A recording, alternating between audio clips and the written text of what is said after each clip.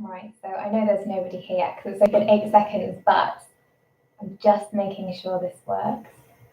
Because last time, what a story. I was told that I needed a additional streaming thing, and so suddenly there was a duplicate of me talking.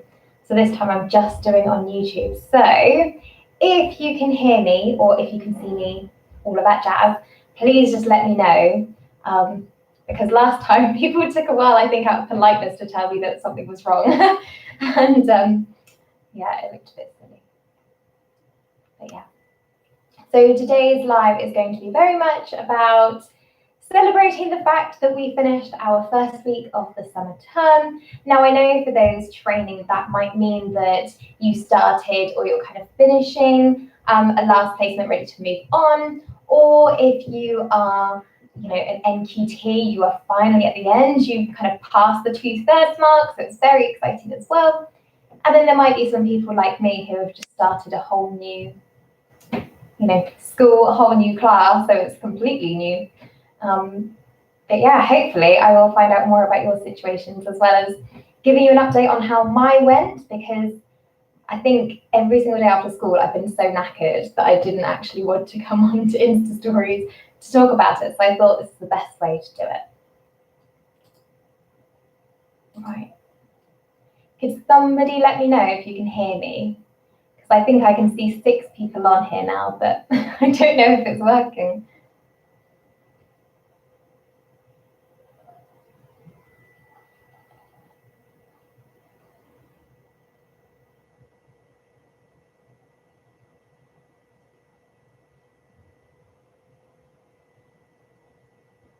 Okay, well, I'm going to start talking.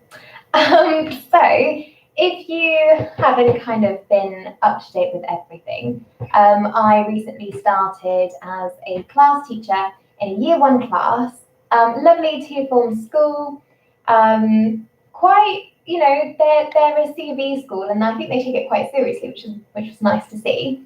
And so I started in year 1. This week was my first week. I know some people started a week earlier, which I didn't know about, but this week was my first week. And it's been a bit of a wild one, if I am totally honest. So I had, the first day was really good. And I was so relieved that it went really well, because, on the Sunday night, there's always those natural nerves anyway. And then starting a new school as well.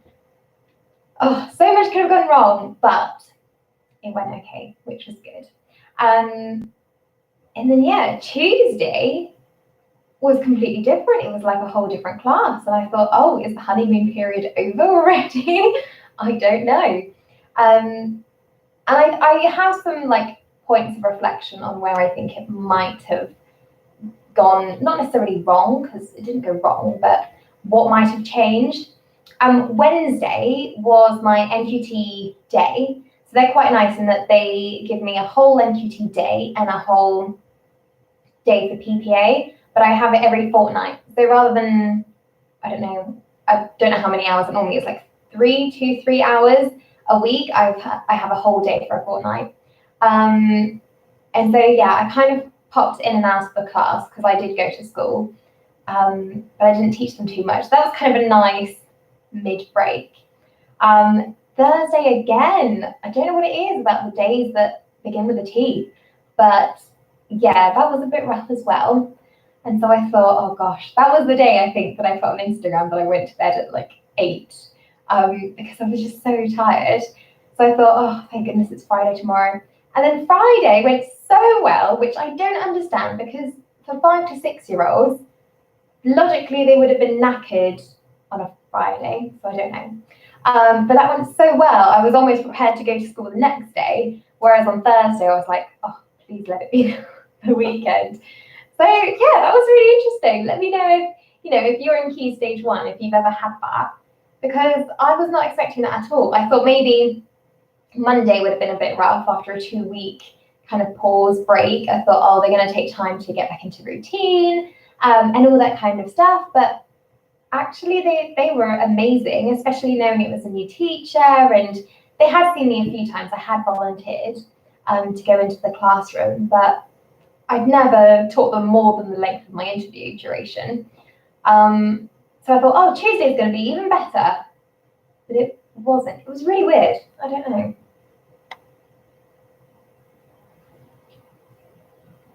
Right, don't think I'm being rude, but I'm just going to check that on my YouTube, like on my phone, it's actually working. I'm going to turn my volume down because I don't want to hear myself twice.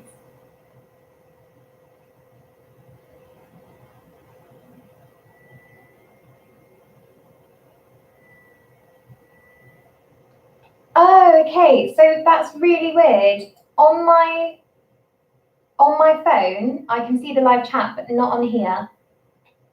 Are there any good people, and I'm looking on my phone now, are there any people that know anything about YouTube live things? Oh, well, I'll look here. Hello, Adam and Rebecca, and Millie, I'm glad you can see me and hear me. And Miss A, thank you for joining. That's all right that you're late. I mean, I couldn't see anyone anyway, so I thought, oh my gosh, I'm talking to myself.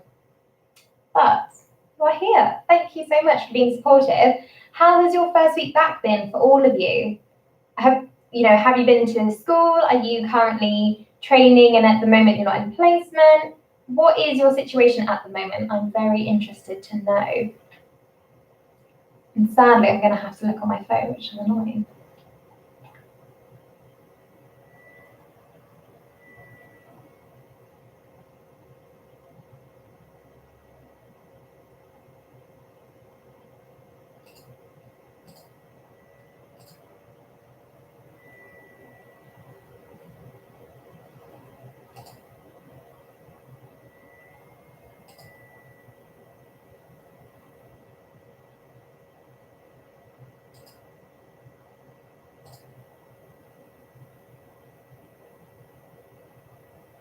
Okay, yeah, I tried to fix it. I pressed on participants on live chat, and now the option's completely disappeared. So I really apologise, but I'm going to be looking at my phone. So Miss A, I had a mixture of uni and starting my new part-time job this week. Yes, I remember. How did it go? Because I know you were worried about that 10-hour shift, which is quite a big one. How did it go in the end? Rebecca said, just started back at uni this week. I'm in my first year. Oh, lovely. Are you doing a primary education degree or maybe something related to secondary? Or are you then going to do a degree and then a PGC afterwards, Rebecca? Evening. The educator in me. I know your first name, so it's hard not to say your first name, but I don't know if you want that to be public knowledge. Yeah, I'm just having issues with the live chat, so that's why I'm looking at my phone. I feel very ironically unsociable, but went really well. I have another shift tomorrow and then I have 2 days off. Oh, you deserve it. Good on you. You're doing so well, though. Hello, placement for uni started this week. How do I say your Di? Is it Di or D? I don't know. I don't want to say it wrong. But lovely, your placement for uni started this week. What year are you in? Are you primary or secondary? What are you doing? Do you read? Is that right? I hope so. Lovely to meet you, though. Oh, you just made it up. Fair enough. Why not? I'm doing child and adolescent studies, then wanting to do primary PGCE. That's really interesting because I'm pretty sure there were 10 of us in my skit doing, obviously, our PGCE, our teacher training. And I'm pretty sure 2 or 3 of them actually did that degree as well, first of all. So it might be a really big advantage to you. I'm in second year doing education studies. Oh, lovely. That's good. Are you enjoying it?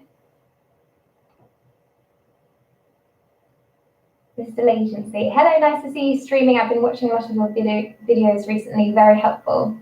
Oh, thank you. I have my first PGC primary interview on Wednesday. How are you feeling about it? Are you feeling prepared? Are you feeling nervous? Do you know where your placement is yet, Miss A? Have you been told? Because I know that you were waiting, but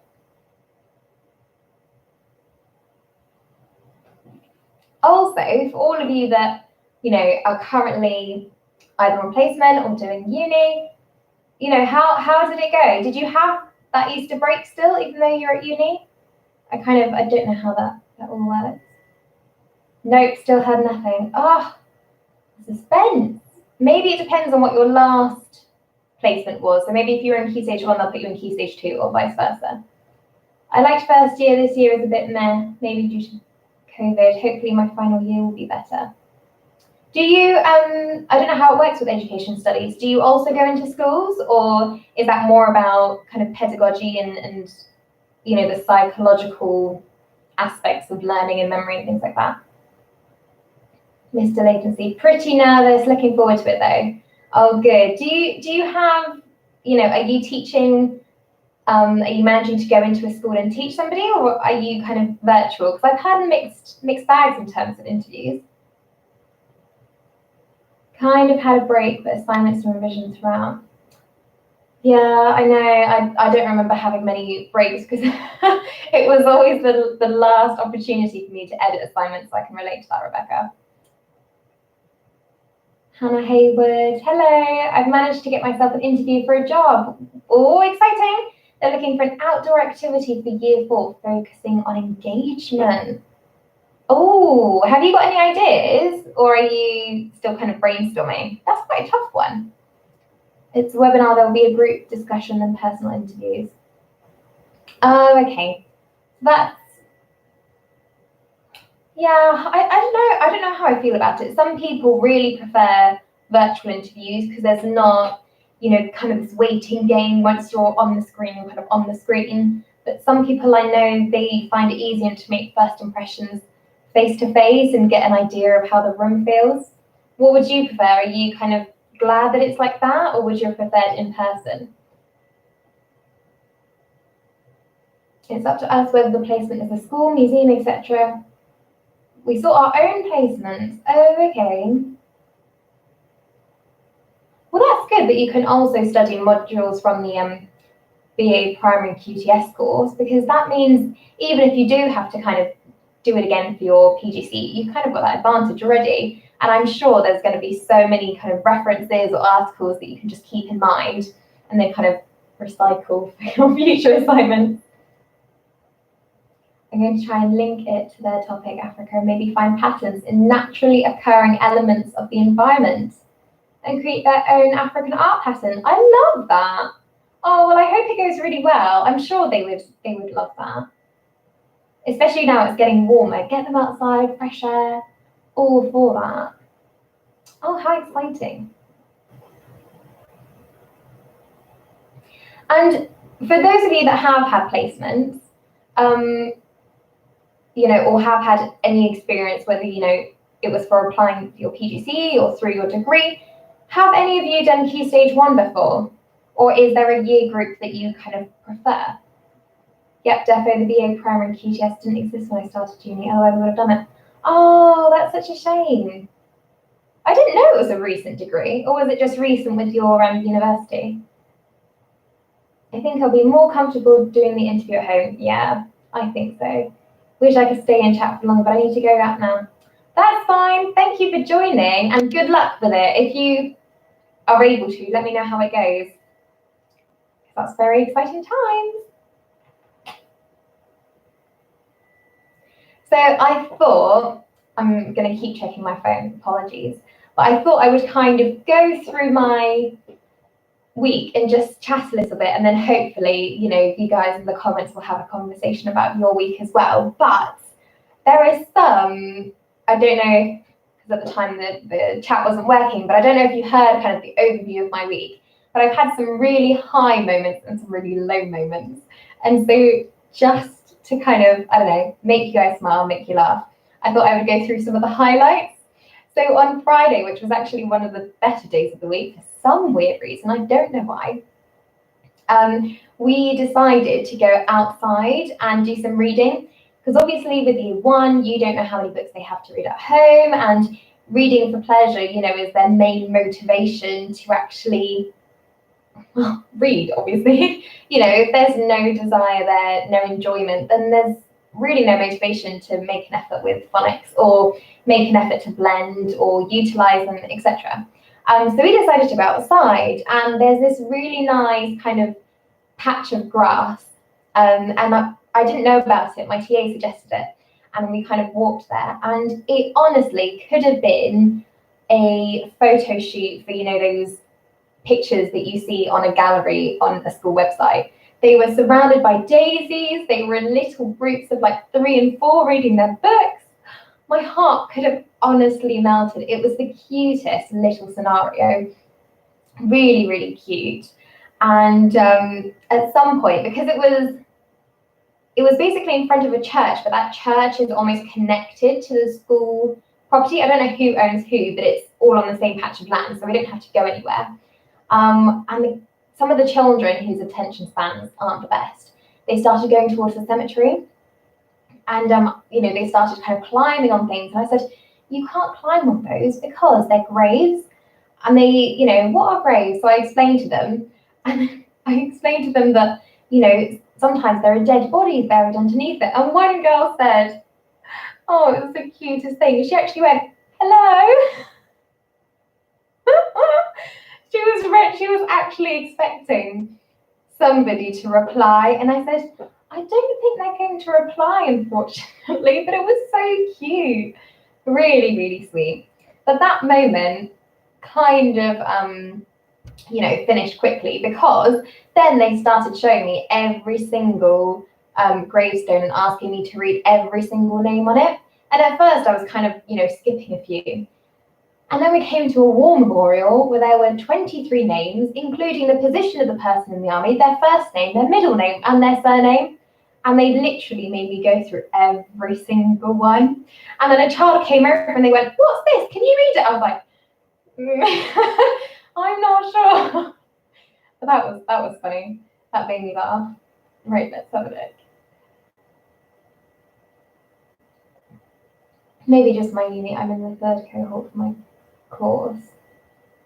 I've only ever been in year 3. I'm not sure how I feel about year 3. I think year 3 is kind of, you know, there is the first year of Key Stage 2, but then some of them will still have a maturity of Key Stage 1, but with the expectations of year 2. So I wonder how people in year 3 find that transition. I've taught year 3, you know, but I taught them French, and I know that some of them were year 1 level, and some of them could have gone, you know, top end of year 3, year 4 level, even at the beginning of September. So that's quite an interesting year to experience. Love the class and miss them a lot from my 6th form placement. Oh, lovely. Rebecca, during college we had lots of placement hours, and I did mine in a year 2 class, but it was more a TA type thing. And did you want to be a teacher when you did this, or was being a TA kind of what inspired you to go into teaching? How was your first week then at your new school? Well, I kind of said it, Hannah, and then I kind of haven't. I've kind of just been a bit all over the place, to be honest. I was once given feedback that my waffling non-scripted videos were better, so that's what we're doing. So in case you missed it, my Monday, the first day, I was so nervous, but it actually went incredibly well. And I thought, you know what, I can do this. This was the hardest day because 2-week break, getting them back into a routine. They're only 5 and 6. I think one of my pupils was born on the 31st of August. So technically they should be in reception, but they just missed out by 1 day. So I just thought, okay, that's going to be hard to adjust. But Monday was brilliant. Tuesday was tricky. And I'm not sure why. And then Wednesday, I did have like an NQT day. Oh, I'm confused. I'm sorry. I think with my finger, I might have accidentally hidden you, Hannah. I didn't mean to. I'm sorry. And then Thursday was a really rough day. I was in bed by 8. I was absolutely knackered. And then Friday was a really good one, you know, where they had that little reading moment. So, yeah, a really bizarre one. I definitely noticed that as a TA, there was a real mix. Yeah, exactly. I think it's lovely when you find that point that you wanted to become a teacher. And I think the journey with me becoming a teacher was a bit of an odd one. I always knew I wanted to work with children, but I went to a grammar school and the expectation for jobs is nearly always kind of doctor, lawyer, that kind of salary range, that kind of status of occupation. And, so I went through the whole phase, wanting to be doctor, lawyer, midwife, all of those kind of jobs. And at the end of my secondary school education, so I did sixth form, I realised that, okay, I actually don't know what I want to be. I went to a Cambridge Open Day for a law course, and I'm pretty sure I almost cried at the end of it. If not, I did cry a little bit. I just felt so overwhelmed and thought, this isn't me at all. And so I decided, because I liked psychology A-level, I would do a psychology degree. And during this psychology degree, we did child development, we did learning and memory, we did educational psychology. And I thought, I actually do enjoy teaching. And, I've been tutoring for years at this point. I think I got my first little, I think at 14 or something, I advertised doing like some French tutoring on Gumtree, something like that. So I've been tutoring for a while, and yeah, I was like, why don't I just pursue it? So in the second year of uni, I decided to, really get into it. I think it was in the third year of uni though that I did my year of experience. I went 1 day a week to a year 4 class, and then I decided to do my teacher training year.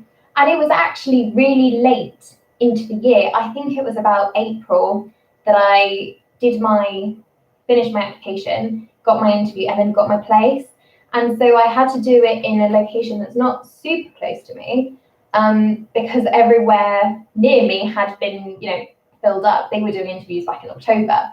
So that's kind of the journey into how I wanted to be a teacher. But I did see later on that in a diary, I'm not even sure it was a diary, in like a little notebook where my mum used to do extra work with me, I did a little spiel about what I wanted to do when I was older. And I did actually mention being a teacher. So I think because of the kind of grammar school expectations and, oh, B isn't very good, you always need A star, I kind of lodged that thought at the back of my head, thinking it wasn't good enough. But, did a full circle back to teaching. So I'm really, really happy about that. How did you guys decide that you wanted to become a teacher? Oh, the educator in me has already answered that. See, on it. I wanted to be a teacher from the age of 5 or 6, but then changed my mind at 15 and ended up doing a degree in something I just enjoyed. Oh, but that's fair. So you kind of did a full circle as well. And do you know what? It's interesting that you mentioned that. There is a lot of negativity about teaching. And sometimes when I'm having a bit of a vent, people say to me, well, why do you do it? And the main reason is just the children, isn't it? I mean, all of that negative stuff, especially when you're kind of young in your career, very early on, you can kind of push that to one side and think, okay, well, these children need me, I'm making a difference, all that kind of thing. That keeps you going. Alice Stone, I'm going to start my primary PGC in September. Any words of wisdom? Well, where to begin? And I would love people in the chat as well to give Alice some tips as well, because, we've all been there, or we're currently in that situation. So it would be really interesting to hear your input as well. I think for this summer, just try and relax as much as you can. If there is something, though, that you think you lack on subject knowledge-wise, so imagine if your first kind of class was year 6, your main placement was year 6, and looking through the national curriculum that there's some things that you don't know what they mean, or you forgot the formal method for it, or, those kind of things, any uncertainties, I would try and overcome before you start. Because once you're busy evidencing things, you're busy lesson planning, you're busy doing extra little training from the uni or skit, you don't want to then be trying to, reduce the gap of subject knowledge that you're not sure of. Try and get that done during the summer. And also, I would recommend, once you start getting assignments, don't leave it last minute, because you will be surprised how much energy it takes from you, how much time it takes.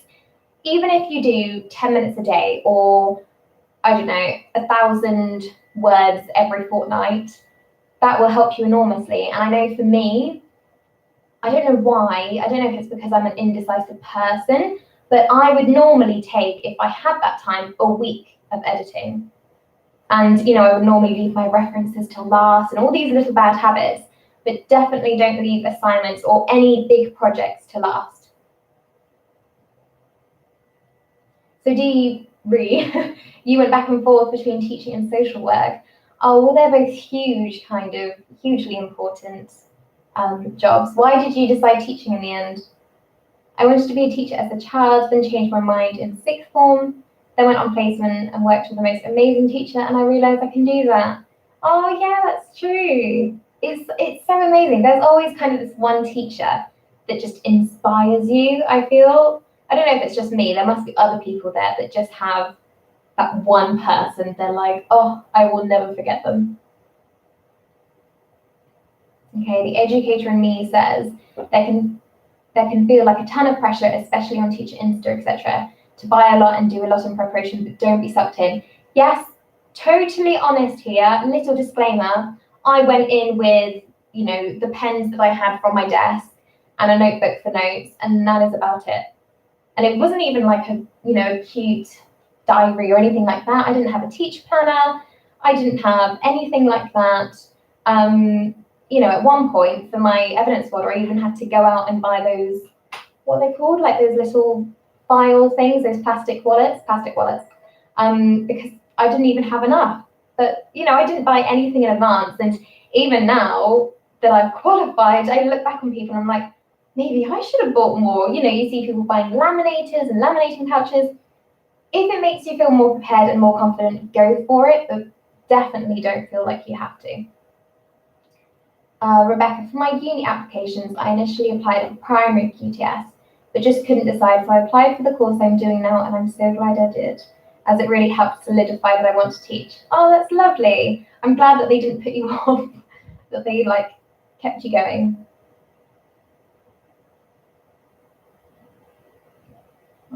And then a few months later, the teacher that inspired me found my teachergram, and now she gives me advice. Oh, that's so lovely. I think, mentioning Teacher Instagram there, it can be such a supportive place, but also it can be the worst place if you've had a bad day.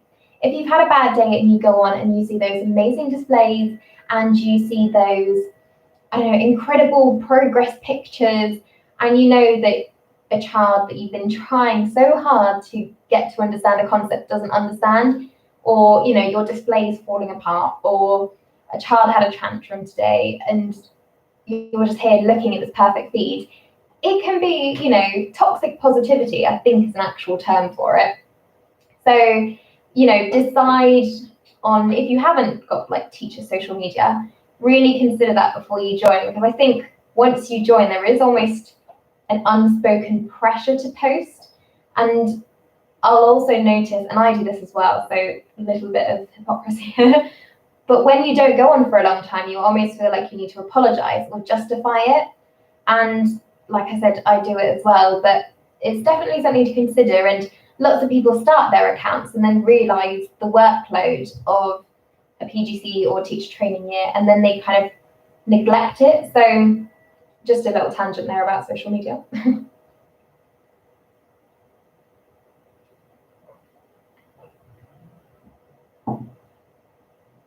Oh, you agree, sometimes you feel overwhelmed and you're not even a teacher. Well, there you go, you proved my point. Thank you very much. Yeah, definitely. It's definitely, a journey into changing your mindset. But yeah. Yeah, of course. Yeah, I try to avoid teachergram this week. People posting about doing work, and I feel like I'm not doing enough because I started my new part-time job. Well, you would come on and, think, oh, these people have done loads. But if they're not doing, their a part-time job as well, knowing they're in your same situation, you can't compare because, you're doing other things as well on the side. So don't feel pressured is what I want to say. Another thing that I wanted to mention, just reflecting about my week, is adapting and differentiation. Now, if you're training, you'll know this is a huge thing. TS5 is a massive chunk of the teaching standards. And funnily enough, I always thought this was one of my strengths because I kind of felt like I knew where each child had to go. But coming in 2/3 of the year, when my class has missed lots of in-school time due to lockdown, and then last year they were in reception and they missed a lot of time as well, I have found that I've been really struggling to actually adapt to, and we don't obviously call this in school, but like our lower ability, because they really are working at a reception level. But of course, they still are expected to work at, year one topics, year one targets.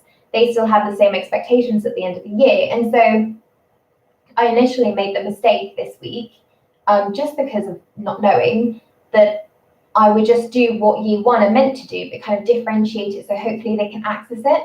And I'm starting to find out that some children don't recognize numbers 1 to 20, or they can't count in twos. So for suddenly them to go on to multiplication just seems like an impossible task, even if you were to, adapt it well. And so that's going to be my real target for next week. Because I wasn't expecting it. So I have been struggling with that. Have any of you, especially when you start a new placement and suddenly, you're in charge of doing lessons, have any of you found that sometimes you've underestimated or overestimated children? And how did you respond to that? Once in the class, they were either like, this is too hard, or I finished, within 10 minutes. How did you guys react? Right, let's see. Alice says, I've been told to read the Guardian education section in the run-up to my course to stay up to date with current affairs and teaching, but all the headlines are so depressing. Yeah, I mean, that's true, to be honest. I have to say that, and it's probably not very good, but I try not to be super up to date with the news. I mean, my parents are very helpful in that they'll tell me anything and everything anyway. But yeah, I just feel that it gets me down. I'll be in an okay mood, 9:59, 10 o'clock the news starts, and there's COVID or this or that or natural disaster or this, and I'm just kind of like, oh, it's not nice to go to bed to.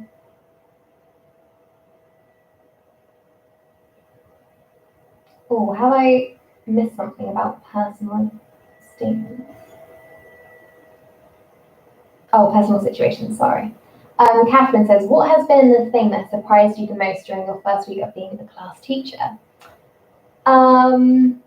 Without sounding cliche, and this might just be because I'm quite a maternal person, or maybe I don't have my own children, but how much I care for them already. And I know as a teacher, like I was saying before, you kind of push the negative aside and you kind of go through the whole process because of the children and you care about them. But, I don't know, I really like them. They're a really sweet class, and the ones that give you the most,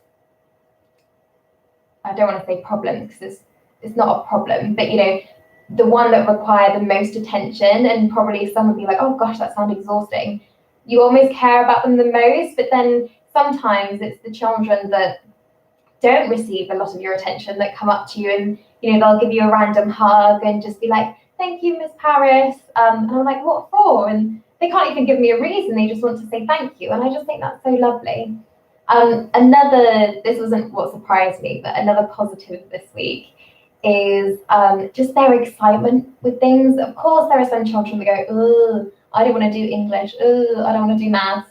But what I love about primary school is it's so easy to just get their enthusiasm back up. You just do a little go needle if you can feel they're getting fidgety, or you just set up a silly game, or even say something like, I'm going to sprinkle some magic dust over the class, and you know, when I open my eyes, everyone's going to be sat nicely and have their voices off, you know, and for some reason that works. And I just think that's such a lovely thing. Whereas I can just imagine me coming into a group of, I don't know, teenage boys in year 9 and them being like, really? What are you doing here? But yeah, I definitely love that about primary school in general. And it just surprises me how much I care for them already. You know, it's not even, I'm not past the nerve hitting stage, but knowing they have only been my class for a week and they've always been somebody else's responsibility previously, you know, I'm really quite attached to them already, I suppose you could say. Do you have any TAs in your class? I am actually incredibly lucky in that I have 2 TAs, and that's almost unheard of, I know. I have one normal TA, and then I have one that is supposed to be a one-to-one support, but at the moment their pupil isn't in school at the moment. Now I do have a few children that would really benefit from one-to-one adult support anyway. So those, you know, TAs are normally with those children anyway. So it's almost like I do run the classroom by myself because they're always with those children. Simply because they are what I call wanderers. They just kind of get up and just wander around the class. Or they need time kind of adjusting, something like that. So yes, I do have 2 lovely TAs in my class. We get on really well. And I'm so lucky to just have, you know, an amazing team around me. I really do feel supported, and, you know, even at the beginning, they were like, if you ever need a moment or you suddenly think you're not sure what to do, we can take them out for like 5 minutes or so just so you can get settled. And I didn't take that opportunity up, but just the fact that they volunteered that without me having to be in a stress mode and be like, could you take them out for 5 minutes, just means a whole lot. And I think it says a lot about them as well. I really recommend reading The Inclusive Classroom by Daniel Sobel and Sarah Alston. I'm really bad at pronouncing names. Why is that? For a manageable way of making sure you're providing for all. Oh, okay, right. Well, I will have a look. I will make note of that, and then I will have a look at that. I'm going to have to disappear soon. Oh, don't worry. Thank you so much for joining in, and good luck on your shift tomorrow. Hopefully it goes well. I totally know what you're talking about with that connection to the more challenging children.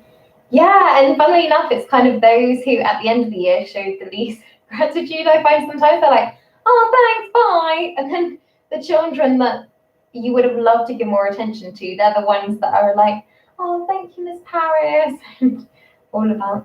It's funny how it works, but yeah, I think it would be boring to have a class of like all the same personality. So that's a good thing. Oh, another thing, another highlight of my week is they have worship 2 times a week, and it's kind of virtually at the moment because obviously they can't have everyone in the hall.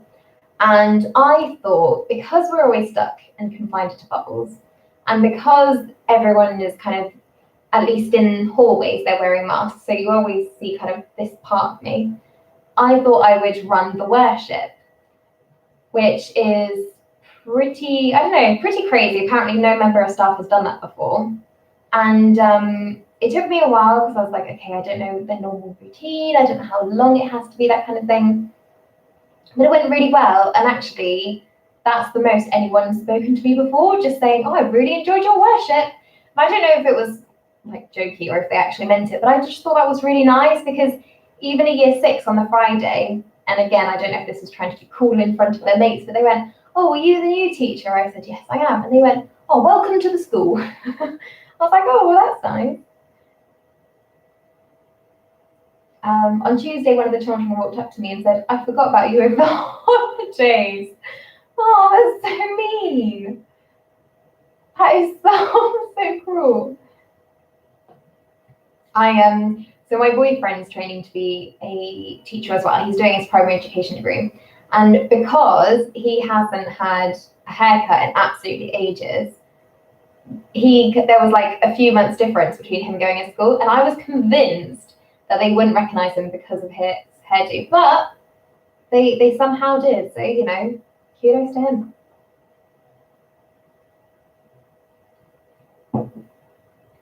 Before I might just draw the live to a close. It depends if, you know, what people have in mind. Does anyone have any questions that they want to ask me? And this is, you know, regarding my experience or about, I don't know, a question they have, or are you applying to something?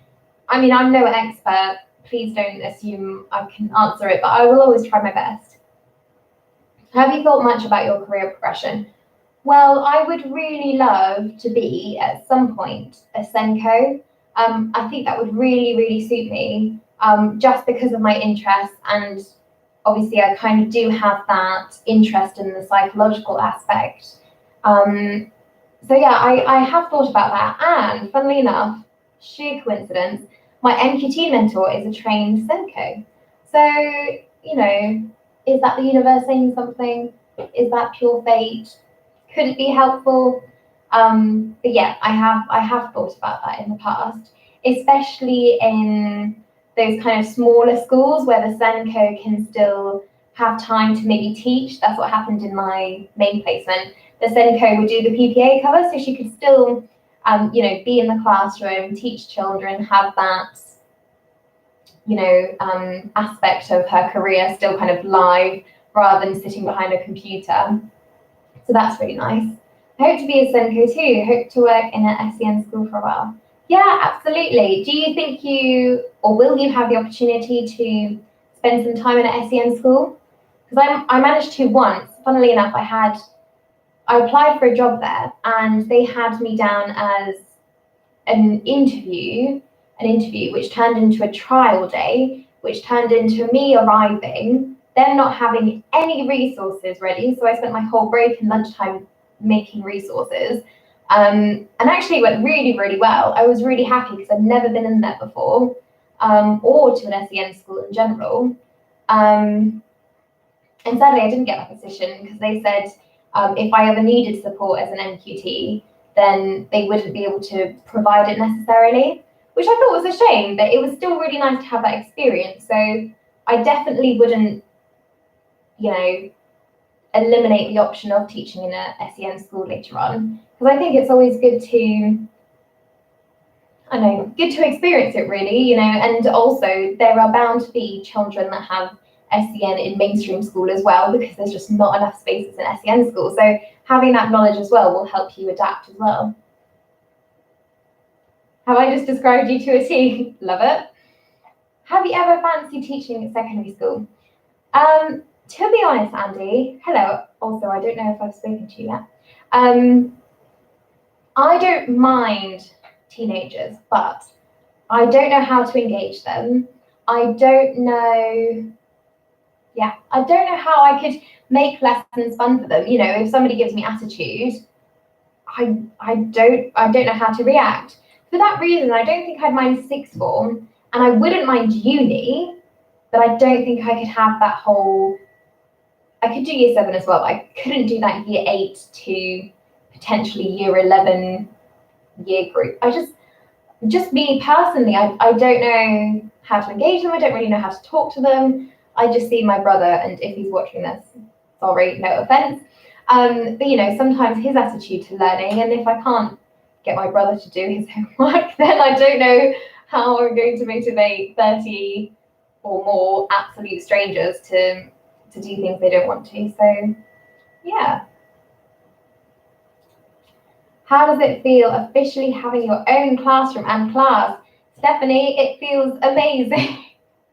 It's honestly such a relief because I don't know, you know, if you've seen previous videos or how long you've been following me and you know my journey, but I remember in June or July 2020, I put a video out kind of talking about rejection. And obviously that was nearly a year ago. It's taken me from March 2020 to March 2021 to secure a position. And I don't know why, but I just really, really didn't want that ECT 2 years thing. And so I was putting a huge amount of pressure on myself to try and find a position. And sadly, I went from one agency to another. but there is the possibility of after this term to continue. So I'm really hoping for that. I think unless something goes really wrong, I'm not sure why they would go through all of that extra effort and paperwork to find somebody else. I don't know, but fingers crossed I can keep them because they are absolutely lovely. I really like the school. I get a nice vibe from it. It feels very community-like, even if they're two form.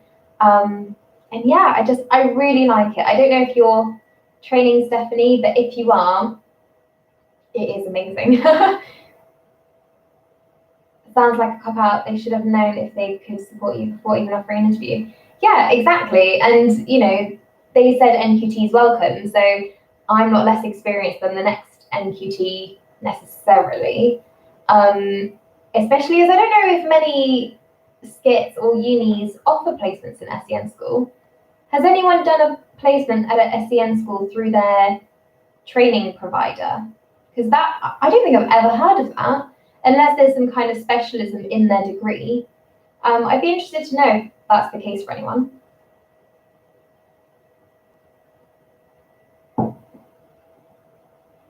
Oh, it was cancelled due to COVID. Do you do a specific degree, or is that maybe?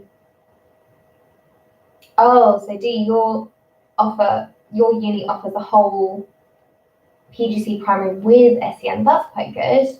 I didn't know that was an option either. See, I'm learning things as well. Love it.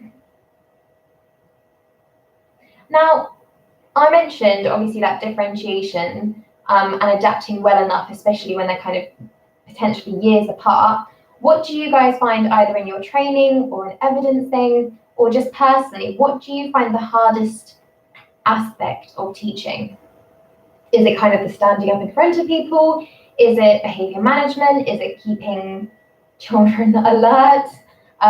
Or, you know, even teenagers for that matter. What is it that you kind of find your biggest area of focus is?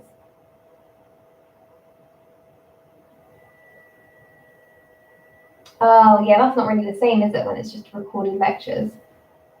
But 2 days isn't long either. I think, yeah. At least it's something, though. That's definitely, we went off with that. So that's definitely a good thing. What advice would you give to others thinking about doing teacher training but are nervous to apply?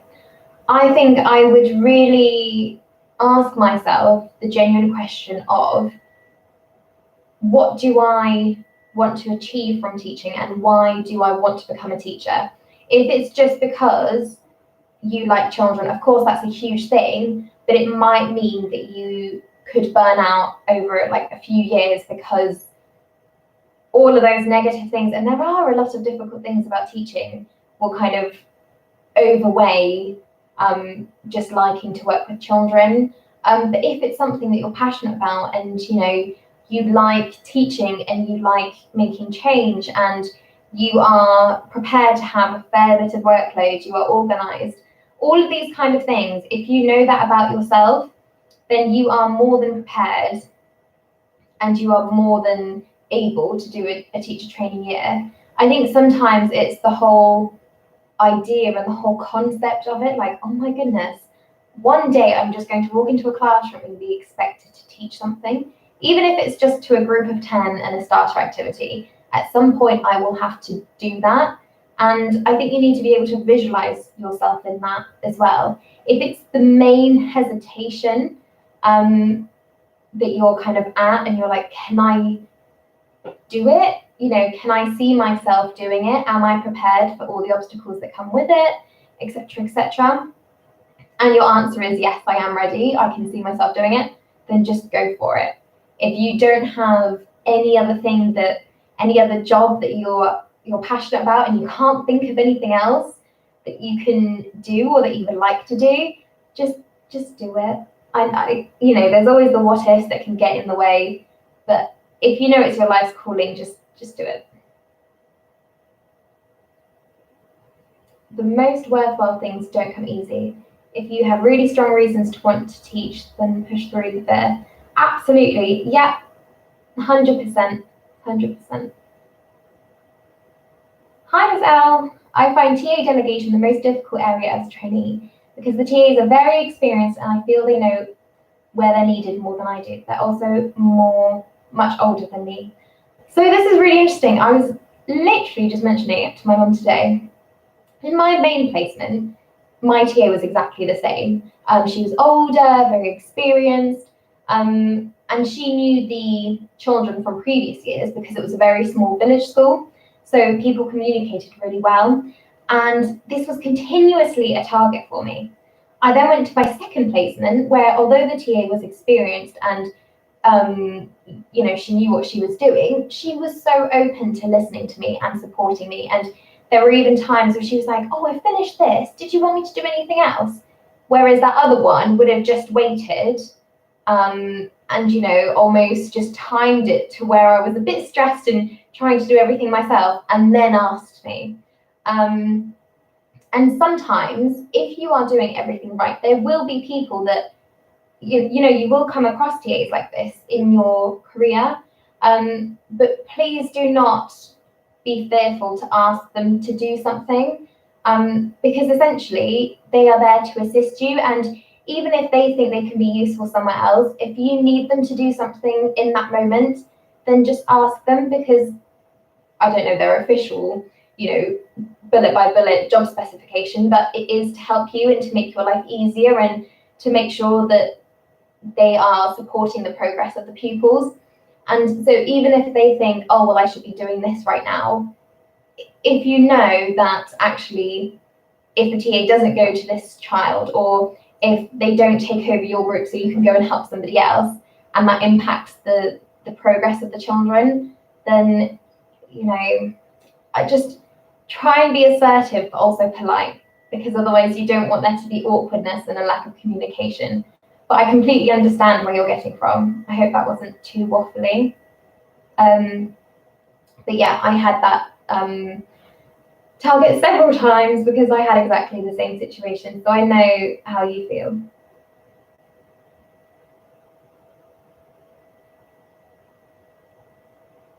I also think maybe, and this is hypothetical, not hypothetical, this is a hypothesis, that's the one I was looking for. Maybe you could give them like a choice between two things. Say, right now I need this and this done. Which would you rather do? Is there one that you would prefer to do and I'll do the other one? Because if they think they'd be better at one, then, by all means, put them where their strengths are. That's absolutely fine as well. And I think maybe they'll still feel that aspect of control, even though they're also being beneficial to you. Maybe that's something to try. That just kind of came to the top of my head, but I don't know. Do you think that could work with your TA?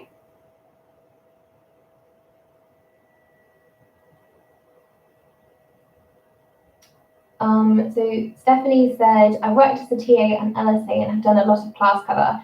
I wanted to be a teacher since I was 8, but I'm so nervous because I'm dyslexic. Please don't be nervous about your dyslexia. I mean, I know when I was in primary school, one of my friends, her mum was a teacher at that very school I was at, and she was dyslexic and she couldn't write the days of the week until, I don't know, past 10 years old.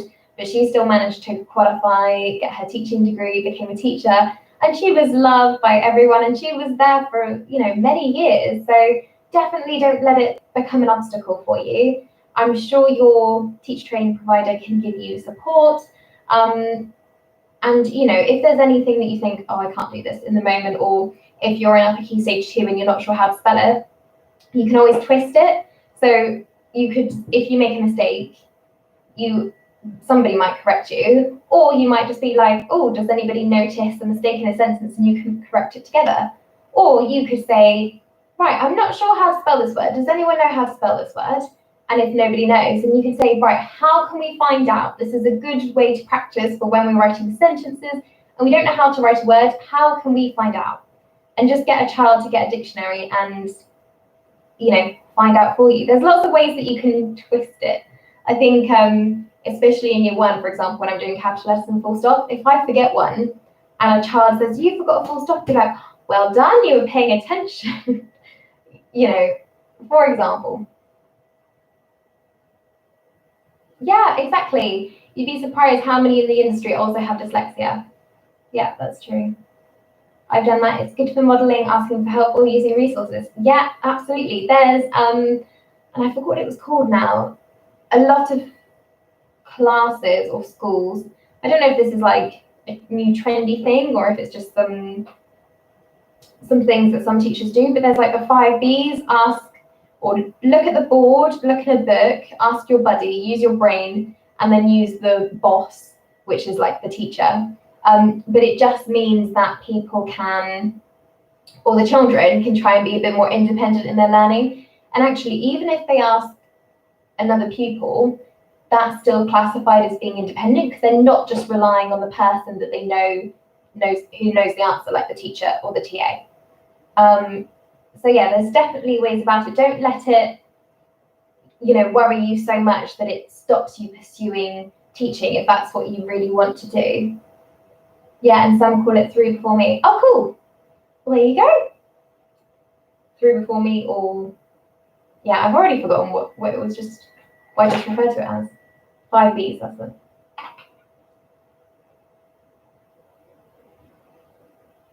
So what else does everybody find difficult when it comes to teaching? I think there were some responses. I think for me, the biggest thing, and that was especially because of the kind of children in my class and the demographics of my class, in my main placement, it was behaviour management. Behaviour management was such a big thing.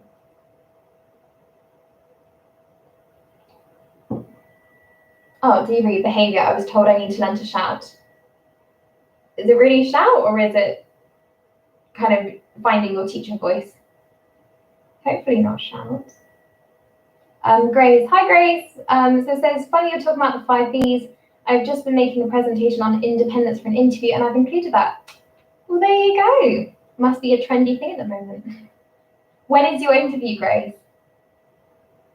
The educator remedy, knowing if I'm assessing properly and effectively. So is this more regarding kind of summative assessments or kind of just formative assessments and knowing whether you're making the right next step? A stern voice. Yeah, I find that difficult. I think like a lot of male teachers have that advantage because they've just got a lower voice. Even if they just raise it slightly, it just sounds so much, more stern and everyone turns around. But with me, I really think I need to, also deepen my voice. But I don't know, I don't think it has the same effect. So to be fair, it's always work in progress. I think as long as you don't end up losing your voice or getting that really like raspy, croaky feeling, because that's when you've strained your voice or you've pushed it too far.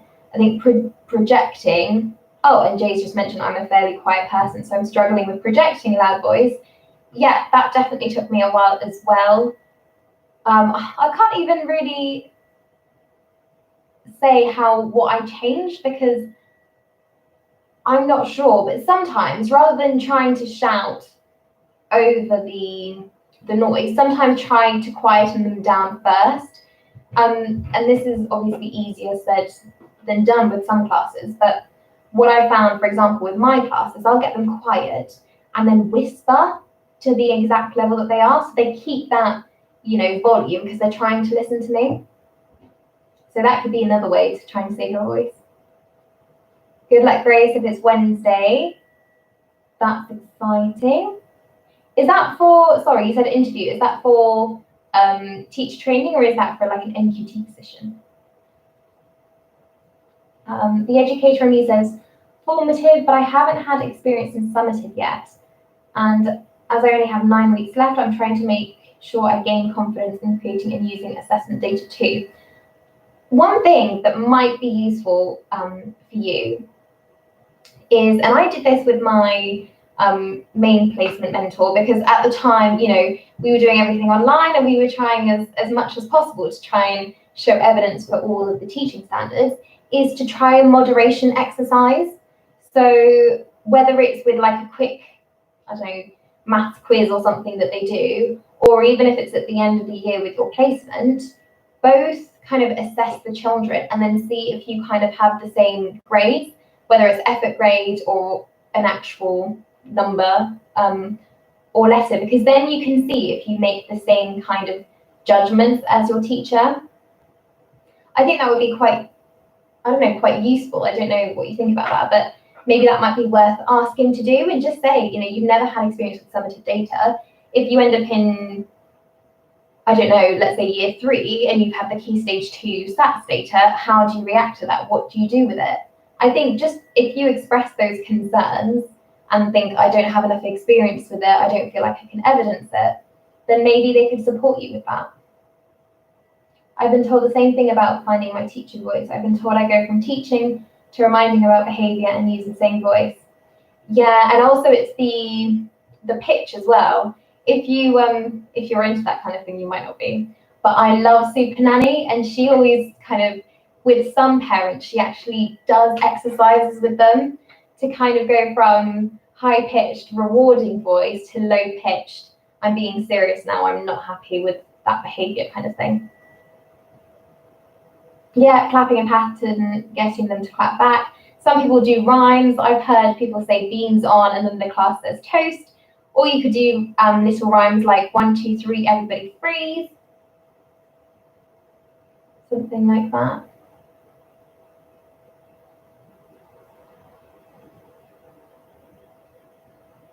The first interview is always quite nerve-wracking, Grace, but I'm sure you'll do really well. That PowerPoint sounds quite interesting. It could have been quite a difficult topic, but it sounds like you've kind of thought through it and you're ready. So best of luck for, when was it, Wednesday? That sounds really exciting. Yeah, so if you think that's something that could work for the educator and me, you could always ask. I mean, if anything, it just makes you look like you're being proactive and that you're passionate, not just about where they are presently, but where they're going in the future. And also how to assess them at the end for, reports, because it depends on the school, but some schools have like 3 reports a year, some have just 1. But, you need to feel confident in your judgment. Alan says, are there any other TV shows you like watching and find helpful? I've been watching Educating Ethics, etc., and think it's pretty useful. Yes, they're definitely useful, especially when you see the teaching standards in action. One thing, and I remember seeing it years and years ago, but I can't remember the title of it. I feel like it was the equivalent to Junior Doctors, but with teachers. And it was really young teachers teaching in difficult schools in London. I think that was secondary schools though, and I have no idea of the title. If anyone knows what I'm talking about, please let me know. I don't want to be rude and open up and... Oh, Tough Young Teachers. Thank you. Yes, it was that. I think it was that. And if you need tips on behaviour management or managing workload, things like that, I think just seeing how they do it, knowing they've got some really tricky children, I think that might be a good one to watch. Although, if you're currently in training or you're nearing the end of your NQT year, it might make you a bit scared. So, tread carefully. Any other ones that I can think of? Apparently, and his name just escaped me. Is it Mr. Brown that's in? No. Mr. Oh, what's it called? Mr. Drew? Mr. Oh, that's online. Well, the guy that was on one of the educating series, the deputy head, he did one for a boys' school, I think. Oh, Mr. Povey. Yeah, I'll go with that because I'm really not sure. I'm pretty sure he did a series about teaching boys. I wish there were TV shows that was for primary. Yeah, I mean, it's weird that there isn't, but I suppose, getting parental consent for everybody in that class might be difficult. And then, even if they give parental consent, if a child has a tantrum, do the parents really want that on TV? Whereas I guess with teenagers, you could kind of, I don't know, maybe it's easier for them to, in terms of filming, I'm not sure. That might be some interesting homework for everyone. Find a good TV show. And we'll come back or comment it on a video or something, and we'll try and watch them. Oh, I wonder if it would be possible to do a live reaction watching one of those shows. because the last one took absolutely ages to edit. Honestly, it was a nightmare. That was the first time I did it, and just kind of put me off doing another one for ages. Oh, and there's obviously the things of what is it, The Secret Life of 4-year-olds. That's quite nice because they're following reception children, how they think, and it's quite interesting, especially from that psychological point of view, because they show their social skills. And yeah, Rebecca, we're on the same wavelength. But yeah, it shows a lot about that.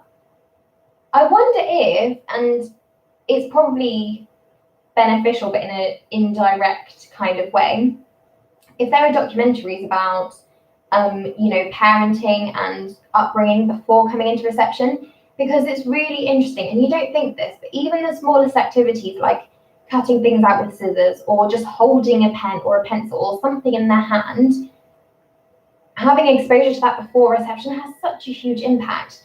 You can see some children in my class that, can cut in a straight line, can cut zigzags, whatever. Some children don't know how to hold a pair of scissors. And so maybe watching, if there's some kind of parenting documentary, that might be helpful. Yeah, something like that, I'm sure there is.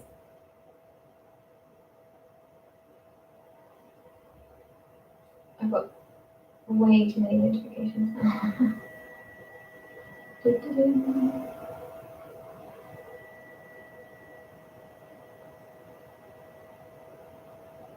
But yeah. Oh, I'm so glad I managed to find that this live chat was working in the end, because I would have panicked just sitting here talking to myself. Oh, just found a documentary called Britain's Challenging Children that seems like it might be primary based. That might be interesting. And I'm going to be completely honest, I was really worried after my main placement that I would have an NQT year that was kind of similar, because obviously you can't choose, and then you're always with those children and then teaching them 100% of the time. Even in my last teaching position, which was teaching French, some classes after half an hour I was absolutely knackered. So yeah, I'm really, it's just another moment of gratefulness for my current class. Also, on Monday, quite exciting. I don't know whether to be excited or nervous, but I have my first NQT meeting. I've received lots of documentations from the provision person already, and I read through those, made notes so that I'm kind of not flicking through 20 plus pages at a time.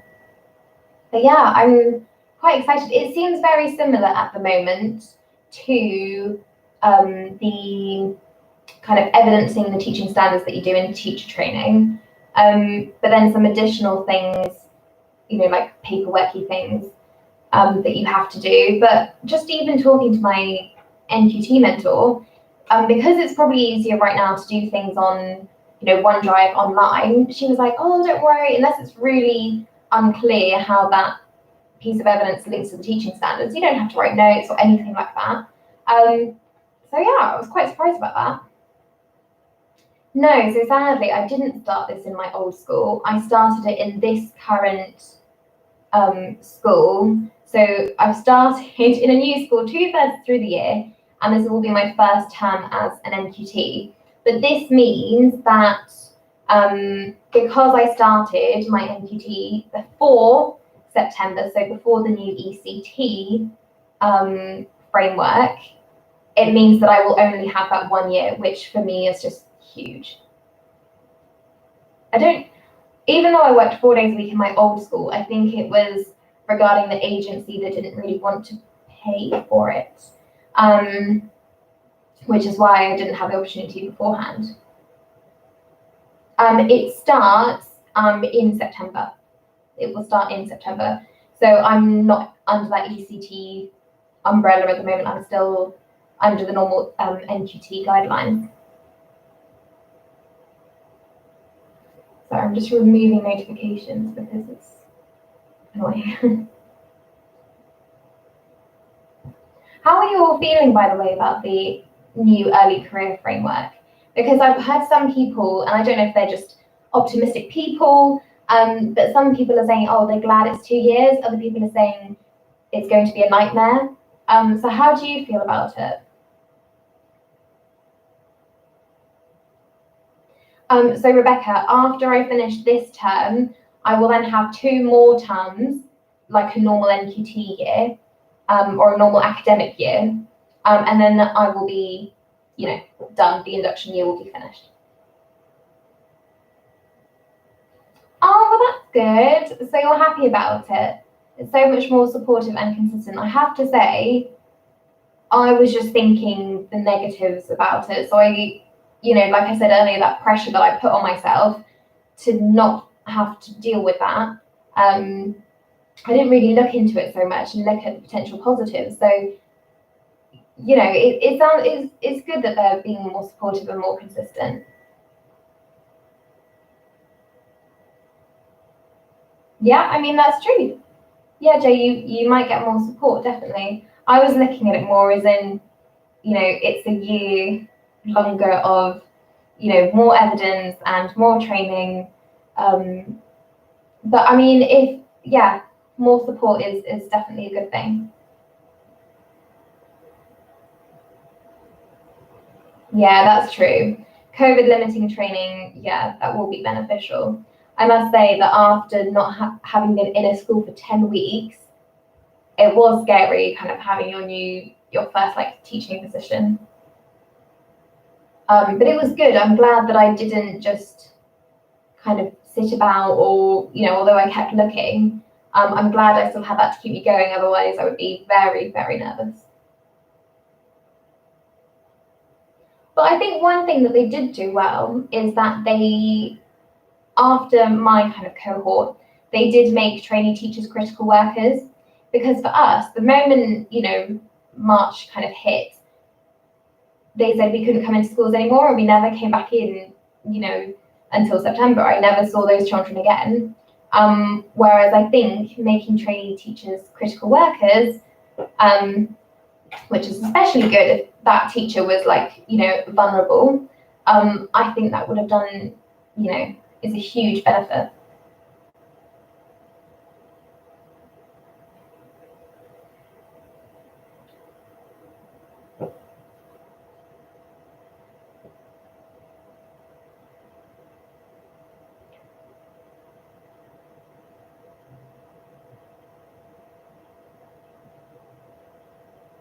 So if you felt right now that you could have any additional support in any aspect of teaching, what would it be? Is it the same thing that you find you need to be your area of focus, or is it more somewhere that you're lacking in confidence, but that's not necessarily a limitation or an area that you need to improve on? It's more just about your confidence and that you would like more support in. Is there something that kind of springs to mind? I was wondering how far you plan ahead. In my first placement, I had everything planned a week before, but in my current placement, they only let me plan sometimes 1 day or 2 days ahead. Now, this is a really interesting point, and I'm sure people will differ in this. Because I had the 2-week Easter break, I planned a week in advance.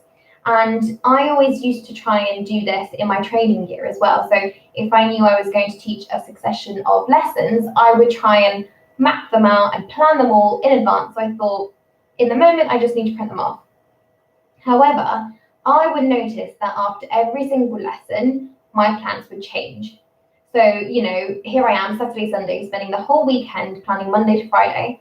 After Monday, I would have to change Tuesday's lesson. After Tuesday, because that was already changed, I'd have to change Wednesday's lesson. And I ended up wasting my weekend knowing that I didn't even use those plans. And so I really think the best way to do it is to have an idea of where you want them to end and what you want your, all the subtopics of your main topic to be. But I wouldn't plan religiously and plan it all out, because it's more than likely going to change.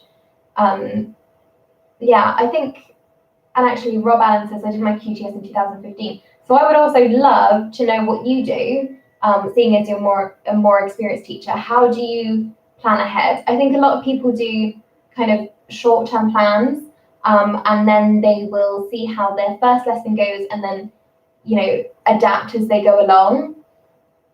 But I find it really difficult to plan a whole week ahead because I just don't know how each lesson is going to go. And I think because you spent so long on that plan, if you stick to it religiously, even though it might not be the right next step, then it's not the best use of time, even though I know you spent ages on it, but it's not the best thing for the pupil. And if they end up struggling in that lesson or finding it too easy, I don't know. So the answer to that is I'm still trying to find that correct balance, maybe 2-3 days ahead, but then obviously it makes workload harder. So, I don't know.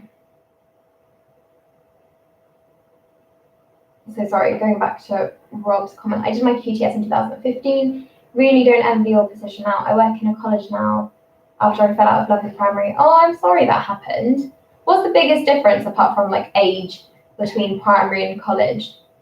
Why do you prefer college more?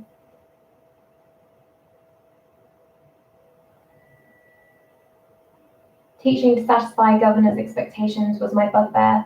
Non-education minded contributors to curriculum. The educator in me says, I try to plan the week before, but I don't print the plans until the day before in case I need to adjust them. Yeah, so I guess that's kind of a good in the middle. Then again, I'm only just starting to plan longer sequences, so I'll probably be careful. It helps that my PPA is near the end of the week, so I've seen how they've handled most of the week. Yeah, that is quite good. Definitely. I think another thing that's quite useful, and this can depend on the topic that you're teaching, if it's maybe science, it might be harder, but for things like maths and English, definitely could be an option, is to plan backwards. And it seems counterintuitive, but if you think of the end goal, let's say, Key Stage 2, you want them to be able to write by the end of those consecutive lessons, let's say a week's worth of lessons, you want them to be able to write a formal report. Well, then you need to think of the different stepping stones they need to learn in order to get to that point. Because you can't just say on Monday, okay, today we're going to write this, off you go. So Monday, you might start introducing the different features to, I forgot what I said now, report writing, and then you might look at different vocabulary used, different phrases. Then lesson number 2, you might try and see how report writing kind of varies depending on the audience you're writing for. They'll be completely different. Step 3, step 4, and then at the end, let's say after like a draft and practicing writing some things, afterwards they can do their report writing. Whereas if you start going forwards, you're not really sure where it's taking you, you have no end goal. So maybe that might be an option, and maybe put some different bullet points under every single lesson of things to do, but not write that big formal lesson plan. Maybe that could be an option, because that would help work-life balance as well, I think. I work with apprenticeships now. I love the fact we can teach genuinely useful skills. More reports and data through though at college. Oh, really? I'm surprised.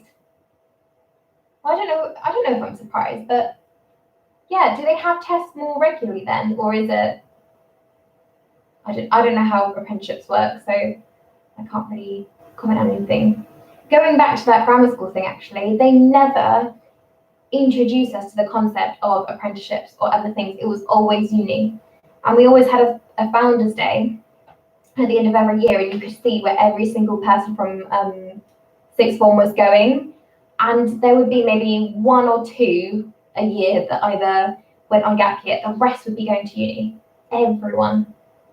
It's crazy that they didn't even allow us to have that option. So some people went to uni just for the sake of going to uni. Yeah, more hormones too. Yeah, I bet that. That's why I said I couldn't work in secondary. I just don't know how to deal with that. Also, I know you can't necessarily see it very well when I'm just kind of here, but I'm actually really small, and I can just imagine a huge teen boy just coming up to me and, I don't know, giving me attitude, and I'll just be like, So I don't know how people handle that, small secondary school teachers. Any tips? Yeah, I definitely think it's a useful strategy, the educator in me, because that could also give you, if you bullet point things that you need to include in those lessons, it could also, give you ideas for potential worksheets or potential tasks, that kind of thing. Yeah, I had some year 4 girls that would call on me, so didn't feel great, but at least then you could joke, I don't think they had the thought process to use it to their advantage. It was more like, oh my gosh, I can't believe it. To be fair, I love my year 1s. Obviously, they're like 5 and 6, and they're, I don't know, like here, if not a bit lower, and they're kind of like, I'm nearly as tall as you, and they kind of go like this, look. I'm like, Thankfully, then they're not anywhere near me, but it doesn't take a lot. I wonder what the reaction was of parents, because obviously they have masks on, so I can't see their face, going from like a male teacher of normal height to a young, NQT that's small and has a baby face. So yeah, I wonder what they're all thinking.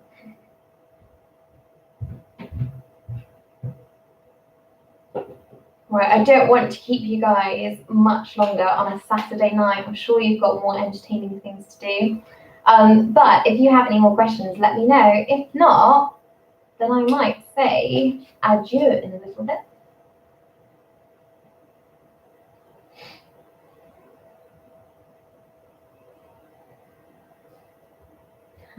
Well, the wine is already gone. Hey, and then here I am with my squash that's so light, it actually looks like water. But it's not actually bad. Am I the only, okay, maybe controversial thing, but am I the only one who doesn't drink caffeine? Because every single school I've gone to, when they found that out, they're like, oh, that won't last. But, it's the 3rd year now and it still lasted. So is there anyone else, or am I just really strange? Please let me know.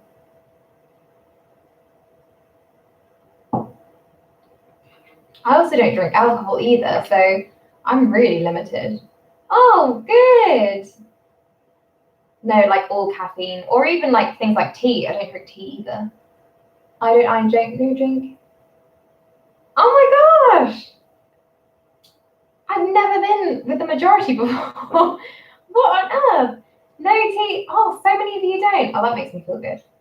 Because every single person I tell that to, they're looking at me like, what? You're so strange. Can't get through the day without a strong coffee in the morning. Fair enough. No tea, we can't be friends now. Is this is this the straw that broke the camel's back? Gutted. Great, I don't drink coffee, but do drink tea. Oh, I don't know, just anything warm just kind of weirds me out. Well, I was assuming you were kidding. If you would have been like, no, seriously, I'd been like, oh. But yeah, no, even like hot chocolate, even when doing things like D&V and they would do it as a treat, I would be the last one to take a sip because I was so scared of like the warm liquid touching my lips. I'd be like, I'm going to burn myself. The moment it touched my lips, I would just burn my gums. I'm like, what? I don't understand. How do you know when it's safe to drink? This makes me look so stupid, but hey. Yes, I'm basically squash or water, but when there's no squash, I'm quite sad, so. Hello from Morocco. How exciting. What time is it in Morocco? Is it the same? I don't know if we're on the same time zone. That is so true, isn't it, Rebecca? Yes, thank you. I'm just too reluctant. I only drank tea coffee during remote lessons. I would be hopping around the class. Well, that's depends what year you're teaching, but that might be what you need really then. I did though, while I was filming that worship thing in the staff room, somebody came in twice in the space of like an hour to do, I don't know if it was a tea or coffee, and then to like do another one. I was like, oh geez.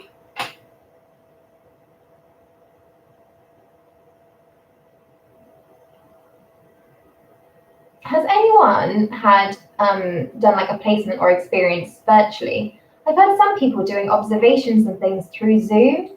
I don't even know how that works. Do you just sit and watch the teacher, or are you watching the children, or I have no idea. I can't imagine that.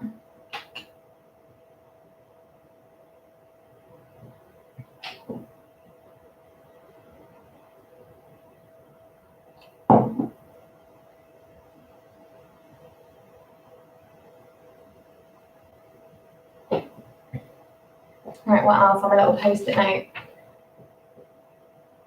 Now, annoyingly, I don't understand what this means. So I've forgotten what that meant. So yeah. I'm training and lesson observations were normal. There was no pressure to differentiate. Oh, really? So, hang on, what year were you in? No pressure to differentiate. That's crazy. Oh, for virtual lessons. Oh, yeah, that's fair.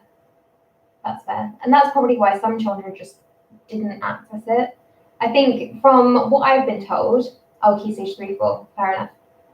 I think from what I've been told from my class, and I'm year 1, so, you know, very different, I suppose, but you can clearly see who did the virtual learning, who did have parental support, and on some of it, when we went through the phonics assessment, they've gone kind of backwards, which I think is so difficult because, you know, obviously lockdown's just been crazy and you don't know what happens at home. But it's now almost, we're meant to be moving on, but actually we need to go backwards rather than even just staying in the same place. So I know it's had a big impact. What's been the impact in Key Stage 3 and 4? Are they like happy to be back at school, or did some people prefer it? I really don't know much about secondary school apart from through my brother, but Chris, I was so lucky. My first placement ended at Christmas and then my second placement started 8th of March, so just missed lockdown. Oh my goodness, you were kind of bang on the lines then in terms of time. That's really, really lucky. Yeah, because I didn't, you know, when I was trying to do virtual learning tasks, it was really difficult. And this was obviously March last year, but I never did kind of a live thing. I was part of the classroom blog, but only if they kind of contributed things could I see it. If nobody did anything on there, then, you know, there was nothing for me to do, nothing to react to, sadly.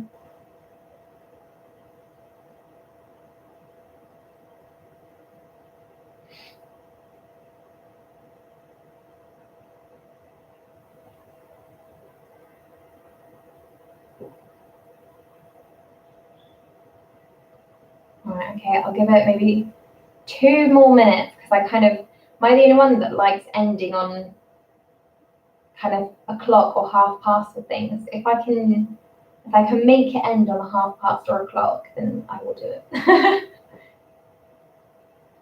All things ending in 5-minute intervals, you know, with like 5 ones. I actually preferred remote learning. Oh, that's really interesting. Is that because of the no pressure to differentiate?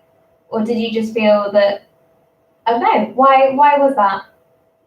And I don't know how to say this in an English accent, but avant-garde films. How do you say that in an English accent? Avant-garde?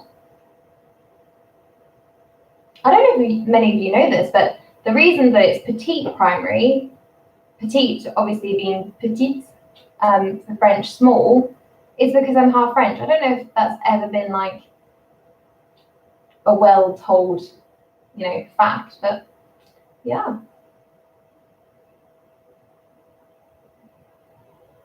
Oh no, I pressed off and I've lost my live chat. No. Where is it? Oh, okay, I got it. I don't think you ever said. Oh, well, there you go. That's a fun fact about me. I'm sure there's probably some other fun facts. Lesson planning was so much easier, especially the different apps you could use to engage with children. That's true. So would you ever considering maybe doing that kind of online learning through like a company or an agency?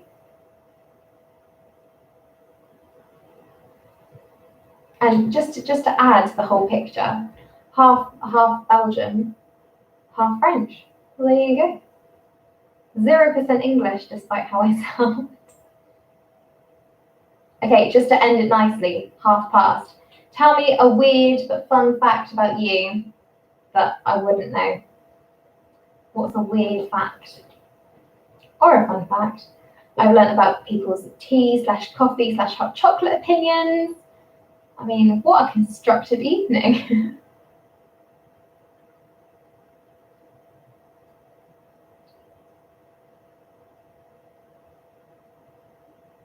I can only breathe through one nostril. Oh, wow. That is a fun fact. I played violin from age of 7 to 11. No way. I played violin from age 6 to... How old were we when we did GCSEs? I can't remember. 16? So a decade. I stopped at grade... After I finished grade 7, that's when I stopped. I would love to, but I haven't started job hunting. Oh. Weird fact, I still have braces at the age of 24. Fair enough.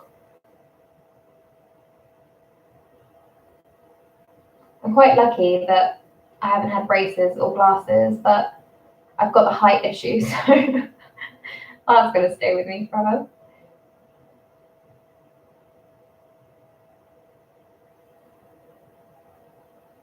Oh, well, I do love a good weird fact. I might do that every time I end, actually, just ask for a weird thing. Grace, a fact I found up today, I share a birthday with Charlie Chaplin. Oh, that's cool. And ignore my ignorance, but when is that? Height issue too, lol. I'm only 5 foot. I'm about the same. Jay, I don't really know. 5 foot, 5'1" at max, at best. Oh, but it's funny, if you ever ask a Key Stage 1 child, or any child actually, how old they think you are, or if they ask you, the responses vary from like 16, which is the highest number they can think of, to like 100. 16th of April. Oh, so it's just passed. Happy belated birthday. Hope you had a good day.